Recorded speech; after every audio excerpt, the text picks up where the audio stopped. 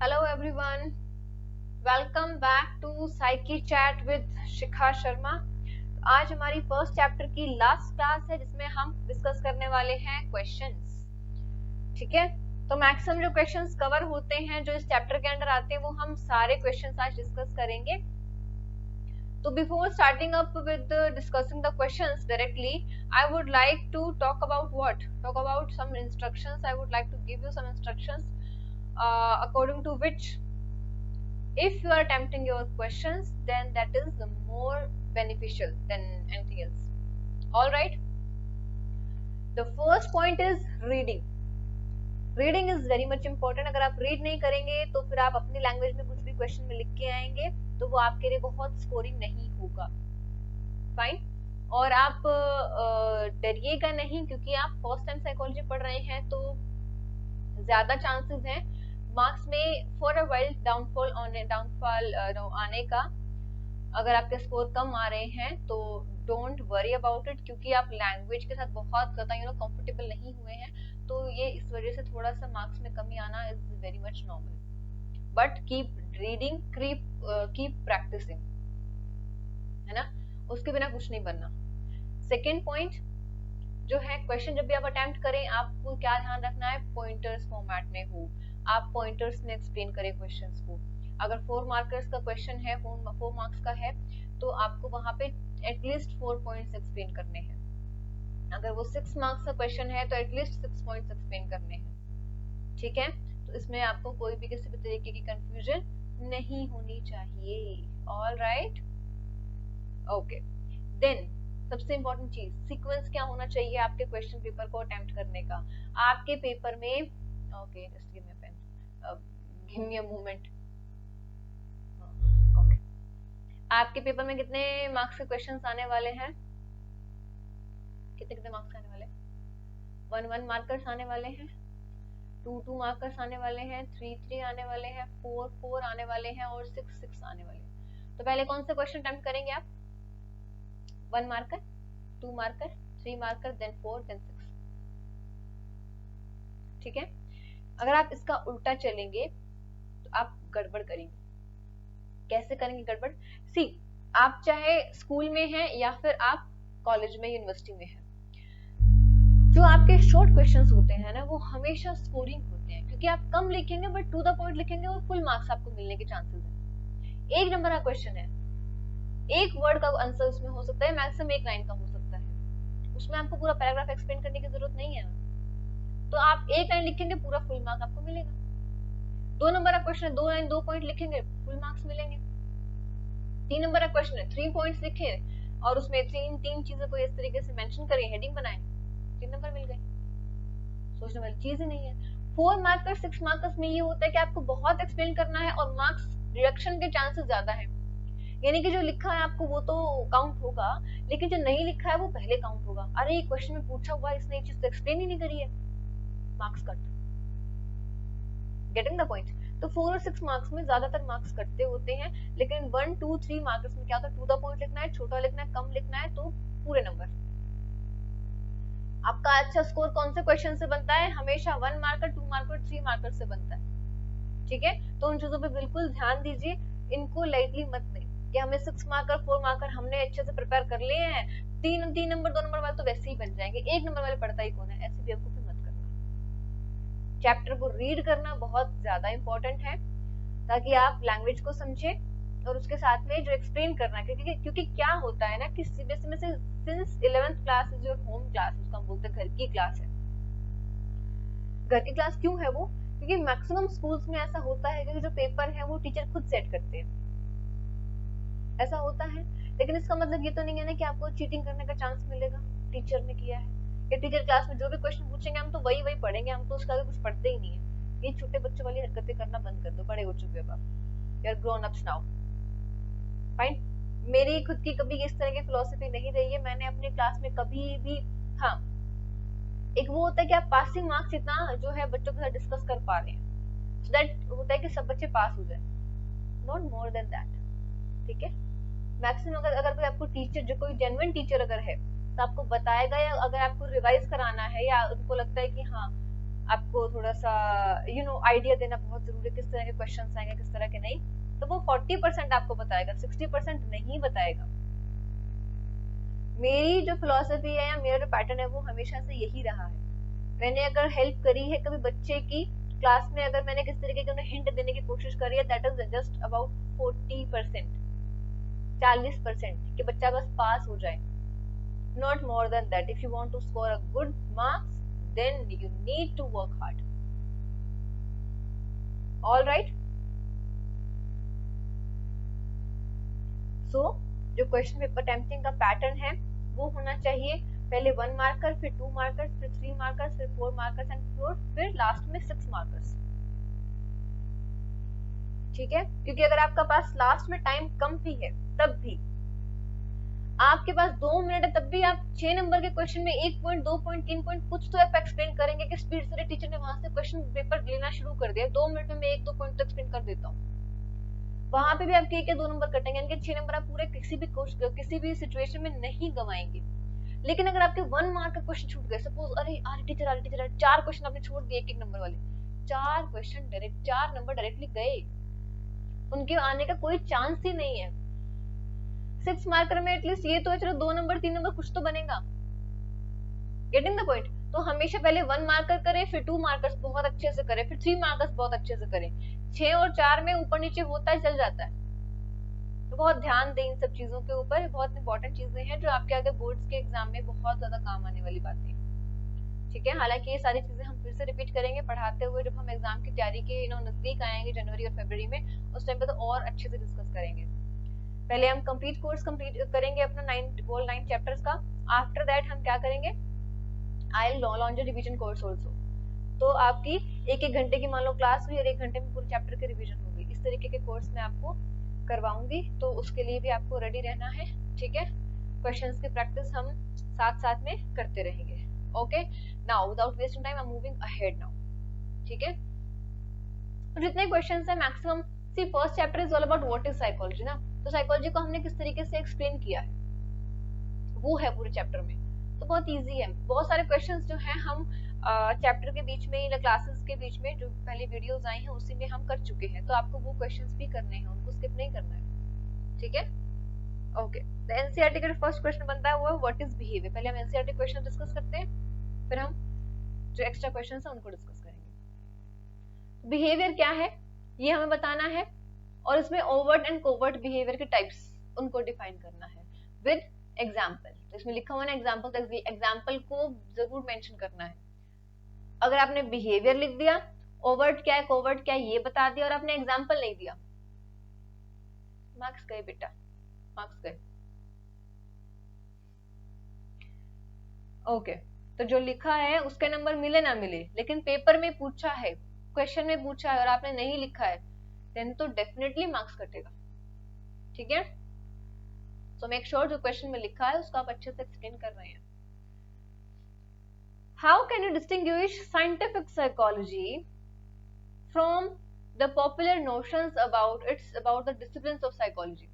ये जो पॉइंट है, देखो मैंने जो स्लाइड में बताया था, मैंने आपको डिफाइन करने और just to make you more understand in a more better way, तो मैंने आपको सिर्फ बताया था कि पॉपुलर नोशंस क्या क्या है।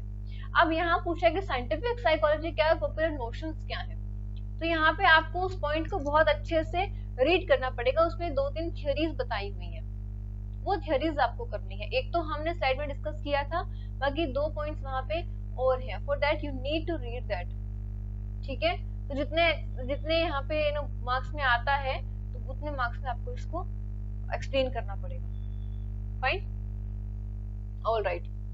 Next is give a brief account of evolution of psychology. ये जो क्वेश्चन है गारंटेड 6 मार्क्स में आएगा, उससे कम में नहीं बनता। अब इवोल्यूशन बताना है तो आपको उसको सीक्वेंस भी याद रखना होगा। ठीक है, सीक्वेंस मैंने आपके स्लाइड्स में बताया है, बकायदा विद सन मैंने उसमें बताया हुआ है, तो आपको सन के अकॉर्डिंग उसका सीक्वेंस बनाना है। ठीक है, What are the problems for which collaboration of psychologists with other discipline can be fruitful? Take any 2 problems. अगर साइकोलॉजिस्ट साइकोलॉजी यानी कि सब्जेक्ट को किसी और डिसिप्लिन यानी कि साइकोलॉजी पॉलिटिकल साइंस, सोशियोलॉजी या किसी भी और डिसिप्लिन के साथ साथ हम अटैच कर दे, कोलैबोरेट कर दे, तो ऐसी कौन सी चीजें हो सकती हैं जो फ्रूटफुल होंगी? तो आपको कोई भी दो प्रॉब्लम के बारे में बताना है कि अगर हम सोशियोलॉजी से के साथ कोलैबोरेट करते हैं तो हमारे पास क्या बेनिफिट होता है, अगर हम पॉलिटिकल साइंस के साथ कोलैबोरेट करते हैं तो क्या बेनिफिट होता है। ठीक है, तो इस तरह के जो क्वेश्चंस हैं ये आप ट्राई करें कि आप खुद से अपने आंसर ढूंढें। ठीक है, okay. Differentiate between psychologist and psychiatrist, ये बहुत इंपॉर्टेंट है। क्या हुआ है, ये जो बी है ना ये यहाँ पे नहीं आना था, ये बी आएगा यहाँ पे। ठीक है, ओके। तो साइकोलॉजिस्ट में क्या डिफरेंस है और साइकियाट्रिस्ट में क्या डिफरेंस है, देन काउंसलर और क्लिनिकल साइकोलॉजिस्ट में क्या डिफरेंस है। ठीक है, तो ये क्वेश्चन आप कर सकते हैं, हमने डिस्कस किया है क्लास में। ओके, अब ये जो क्वेश्चन है ना, अगेन आपको यहाँ पे मार्क्स को ध्यान में रखना है, कितने मार्क्स में पूछा गया है।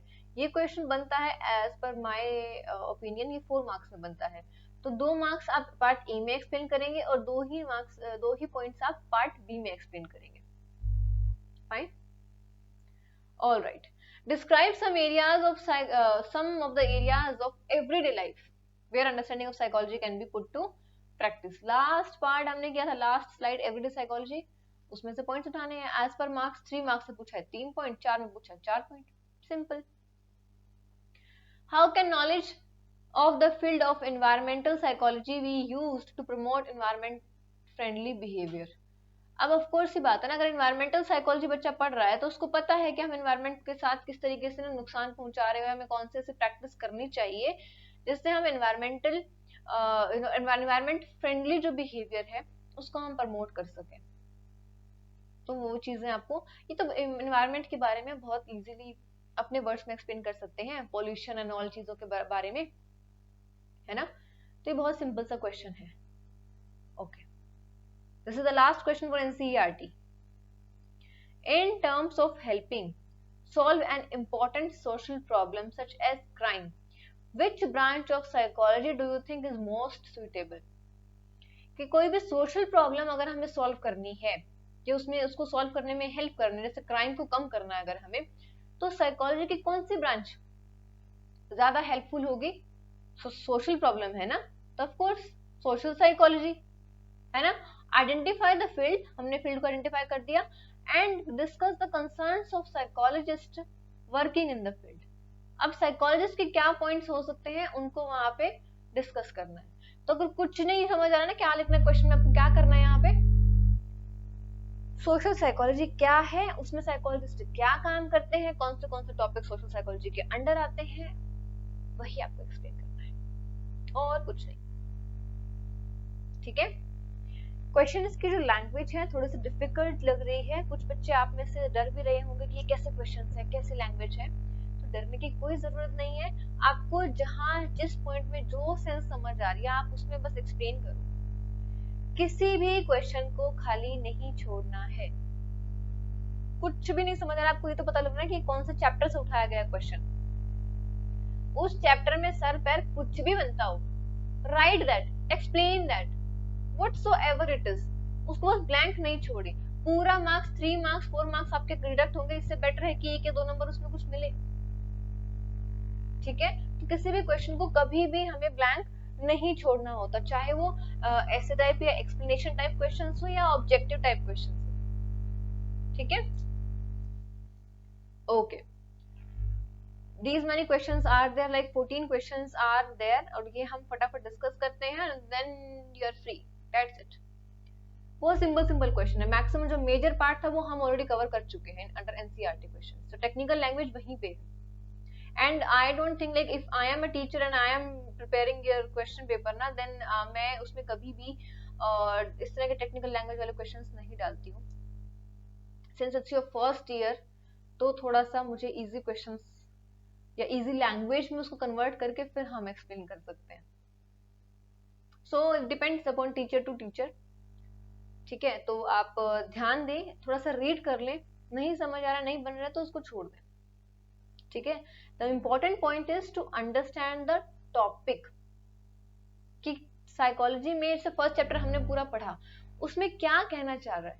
अब नोशंस क्या क्या है साइकोलॉजी की और उसमें क्या चीज डिफाइन करी गई है, क्या उसका ड्रॉबैक है, वो हमने समझा। अगर उस पर क्वेश्चन आता है और इतना टेक्निकल और घुमा के क्वेश्चन पूछा गया है तो जितना आपको बन रहा है आप उतना एक्सप्लेन करो, ठीक है। डोंट फील डिमोटिवेटेड कि अरे यार इतनी डिफिकल्ट लैंग्वेज है, कैसे होगा, कैसे समझ जाएगा, ऐसा नहीं है। Psychology is very easy. आप फर्स्ट टाइम पढ़ रहे हैं और थोड़ी सी आपको लगता है कि हाँ साइंटिफिक लैंग्वेज है, तो आपको लगता है कि थोड़ा सा डिफिकल्ट हो सकता है, ऐसा है, बट ऐसा नहीं है। थोड़ा सा आप एक दो बार चैप्टर को रीड करेंगे ना, आप आराम से उसको आंसर कर पाएंगे, ठीक है। ऐसा कोई डिफिकल्ट क्वेश्चन नहीं है, सिर्फ इतना है कि आपको थोड़ी लैंग्वेज को समझने की जरूरत है, not beyond that anything. What is psychology, explain करेंगे हम साइकोलॉजी को। अब अगर ये क्वेश्चन आ जाता है 3 मार्क्स में, तो आपके जो 3 प्रोसेसेस हैं, मेन एक्सपीरियंस, बिहेवियर और कॉग्निशन, वो तीनों पॉइंट्स को आपको यहाँ पे एक्सप्लेन करना है, ठीक है। What is the principle of constructivism, constructivism के बारे में हम पढ़ते हैं। इवोल्यूशन लास्ट पार्ट है जहाँ पे हम अपने माइंड और अपने थॉट्स को कंस्ट्रक्ट करते हैं, कंस्ट्रक्टिविज्म है। प्रिंसिपल तो वही पूछा है ना। और कौन सी थ्योरी इसके अंदर आती है, पियाजे की आएगी, वाइगॉट्स्की की आएगी, then write short notes on biological psychology। biological psychology कौन सी है, क्या बताती है, तो हम ट्विन स्टडीज पढ़ेंगे, हम न्यूरोट्रांसमीटर्स के बारे में पढ़ते हैं, इसमें हम नर्वस सिस्टम के बारे में पढ़ते हैं, तो वही सब एक्सप्लेन करना है। इसमें 2-3 पॉइंट्स बना के लिख दो, डन, बस। state some points to show relationship between mind and behavior। अब माइंड और बिहेवियर के बीच में क्या रिलेशन है, कैसे बताएंगे हम। माइंड जो है वो नॉन फिजिकल है, बिहेवियर जो है वो ये ऑब्जर्वेबल है, ये नॉन ऑब्जर्वेबल है। बिहेवियर में और क्या क्या चीजें होती हैं, हाँ, ओवर्ट कोवर्ट 2 तरीके का होता है, माइंड तो सिर्फ कोवर्ट होता है ना। साइको न्यूरोइम्यूनोलॉजी जो हमारा नया फील्ड है, वो बिहेवियर को, माइंड को, दोनों को एक साथ पढ़ रहा है। माइंड यानी कि हमारे थॉट प्रोसेस को, जो माइंड है हमारा बिहेवियर को इन्फ्लुएंस करता है, बिहेवियर हमारे माइंड को इन्फ्लुएंस करता है। इस तरीके के पॉइंट बना के आप लिखो, ठीक है। Lastly next question, explain the relationship between of psychology with music and fine arts. ये क्वेश्चन हमने डाला था, ऐसा कुछ है ना चैप्टर में, वीडियो के उसमें लास्ट में जो क्वेश्चंस डाले थे वो, उसमें मैंने ये क्वेश्चन डाला था। साइकोलॉजी का क्या रिलेशन है, पहले हम म्यूजिक के साथ बताएंगे, फिर हम फाइन आर्ट्स के साथ बताएंगे। ये तो अलग अलग पॉइंटर्स गिवन है बुक में, तो उठाओ बुक और सॉल्यूशन दो। Discuss how psychology is related to medicine. Again relation बताना है मेडिसिन के साथ, तो मेडिकल फील्ड है, मेडिकल फील्ड में क्या होता है, न्यूरोट्रांसमीटर्स होते हैं, हम मेडिसिन लेते हैं, और क्या होता है, साइकाइट्रिस्ट है और क्लिनिकल साइकोलॉजिस्ट है, तो वो सारी चीजें हम यहाँ पे एक्सप्लेन करेंगे। ऑलराइट, हार्मोनल इम्बैलेंस भी। Explain the 3 terms used in the definition of psychology। 3 terms use हुई है डेफिनेशन में साइकोलॉजी की, कौन सी, बिहेवियर, एक्सपीरियंस और कॉग्निशन। तो तीनों को यहाँ पे एक्सप्लेन करना है, बिहेवियर, एक्सपीरियंस और मेंटल प्रोसेसेस या कॉग्निशन। हाँ, okay. Describe the role of community psychologist. ये बहुत स्टेट क्वेश्चंस है। Write a short note on organisational psychologist. ये बहुत डायरेक्ट क्वेश्चंस है, इसमें कोई गड़बड़ या कोई कंफ्यूजन वाली इसमें गुंजाइश नहीं है। Right the correct sequence of stages. अब ये जो क्वेश्चन है, ये अगर आपसे सिर्फ पूछा ही 2 नंबर में गया है, तो आपको सीक्वेंस के साथ क्या आपको एक्सप्लेन करने की जरूरत है, नो। आपको सिर्फ उसमें सीक्वेंस बताना है। फर्स्ट स्टेज या फर्स्ट नंबर पे आएगा suppose structuralism, then functionalism, then Gestalt, then behaviorism, then psychoanalysis। तो वो सारी चीजें एक्सप्लेन करनी है, ठीक है। Mention any 2 functions education psychologist, functions of education psychologist। State questions है बेटा, ये बिल्कुल आपको कंफ्यूज होने की कोई जरूरत नहीं है। आप बुक क्वेश्चन पढ़े, आंसर पढ़े, बुक में डायरेक्ट दिया हुआ है, कोई ढूंढने की भी जरूरत नहीं है। Explain the application of psychology in daily life. तो लास्ट के 2 पॉइंट्स हैं, एक तो है एवरीडे साइकोलॉजी और एक है psychology in routine life, daily life, ऐसा कुछ है, साइकोलॉजिस्ट एट वर्क। तो उनको मिला के आप थोड़ा सा क्वेश्चन यहाँ पे लिख सकते हैं, ठीक है। देन लास्ट 2 क्वेश्चंस हैं। एक तो है elaborate the term humanistic psychology. कोई कंफ्यूजन वाली बातें नहीं है इसमें। ह्यूमनिस्टिक साइकोलॉजी में क्या हम पढ़ते हैं, क्या होता है, इवोल्यूशन वाला जो टॉपिक है उसमें से एक क्वेश्चन है। देन कंस्ट्रक्टिविज्म, ये भी वही है, ये हम पहले कर चुके हैं ना, एनसीईआरटी में आया था, किस में आया था, रिपीट हुआ है क्वेश्चन। ओके, तो डन, दैट्स इट। 30 मिनट में क्लास खत्म हो गई हमारी। इसका एक चीज और बता देती हूँ कि सी आपको हर एक बीइंग इन स्कूल आपको कहा गया होगा कि आपको नोट्स प्रिपेयर करने हैं, साइकोलॉजी की नोटबुक बनानी है ना। सिर्फ सब सारे जो टीचर्स हैं सबका अपना अपना टीचिंग का मेथड होता है। कुछ लोग बोलते हैं कि आप चैप्टर को रीड करें, उससे नोट्स बनाएं। कुछ लोग कहते हैं कि एनसीईआरटी क्वेश्चंस बस लिख लें, that is more than enough. मैं आपको ये कहूंगी कि नोटबुक बनाने का सही तरीका मतलब फॉर साइकोलॉजी क्या होना चाहिए एज पर माय ओपिनियन। अगर आप पूरे चैप्टर के नोट्स बनाएंगे तो आपके पास बहुत ज्यादा वर्कलोड हो जाएगा। हमें लगता है कि हमारे पास 1 साल है, लेकिन ये 1 साल कब निकल जाता है, we literally don't realise that. कैसे? स्टार्टिंग के 2 महीने हम पढ़ाई करेंगे, अप्रैल में वैसे भी 11th में आप लेट एडमिशन लेते हैं क्योंकि 10th का रिजल्ट लेट आता है। आप सपोज समर ब्रेक के बाद तक आप एडमिशंस वगैरह होते हैं, जुलाई से आप पढ़ाई शुरू करते हैं, अगस्त के बाद सारे फेस्टिवल्स शुरू हो जाते हैं, सो मेनी थिंग्स। कहीं इंडिपेंडेंस डे सेलिब्रेशन है, कभी रिपब्लिक डे सेलिब्रेशन है, आज कुछ है, आज कुछ है, बहुत सारी चीजें स्कूल में चलती रहती हैं, बहुत सारी को करिकुलर एक्टिविटीज आपके पास। आपको उनका भी करना है, आपको इनका भी करना है। को करिकुलर एक्टिविटीज के लिए प्रिपरेशन करनी है, फिर आपको पढ़ाई भी करनी है। तो अगर आप नोट्स बनाने लगेंगे तो आपको बहुत लेंदी लगेगा। आप 2-3 चैप्टर के तो चलो फिर भी आप बना लेंगे अच्छे से नोट्स। 4th चैप्टर तक आते आते आपको लगेगा यार क्यों करना है, छोड़ो ना, बुक में दिया तो है सब, बुक से पढ़ लेंगे ना। ये होता है। तो बेटर है आप उस तरीके से नोट्स ना बनाएं। तो आप कैसे बनाएंगे नोट्स? जो जैसे मैंने क्वेश्चन बैंक डिस्कस किया है अभी, एनसीईआरटी क्वेश्चंस हमने डिस्कस किए हैं, तो उसमें आप पॉइंटर लिखें कि आप एनसीईआरटी क्वेश्चंस को किस तरीके से एक्सप्लेन करेंगे। क्वेश्चन लिखें, आंसर लिखें, आंसर में आप आंसर का पैटर्न लिखें। अगर एक ऑफ कोर्स 6 मार्क्स का क्वेश्चन है तो आपको पूरा 6 मार्क्स से कोडिंग एक्सप्लेन करने की जरूरत नहीं है, पॉइंटर लिखो, ठीक है। लाइक फॉर एग्जांपल अगर इवोल्यूशन पूछा है तो इवोल्यूशन डाल दिया हमने। First of all structuralism 2 points, functionalism 2 points, pointer format में लिखो या एक पॉइंट अगर आपको लिखना है तो। That's it. इसके आगे आपको कुछ और मेंशन करने की जरूरत नहीं है। ऐसे ही जो एक्स्ट्रा क्वेश्चंस हैं जहां से भी आपको मिल रहे हैं, चाहे आप नेट से मिल रहे हैं, चाहे आप मेरी वीडियोस से ले रहे हैं, या आपके टीचर ने कोई दिए हैं एक्स्ट्रा क्वेश्चंस, सेम चैप्टर में उसको अटैच करते जाएं। ऑलराइट, सो बेसिकली आपको इसमें क्या करना है, नोटबुक में अपने सिर्फ जो इंपॉर्टेंट क्वेश्चंस हैं आप सिर्फ उसको मेंशन करें, ना कि आप पूरे के पूरे चैप्टर के नोट्स बनाने लगे, ठीक है। सो ये मेरा आपके लिए सजेशन है।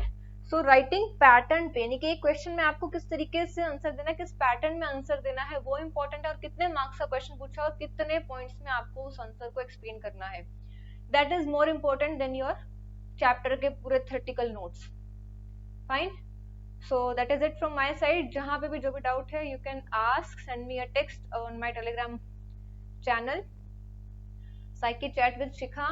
and yes, if you're liking the videos then please do like, subscribe and share। thank you, bye bye।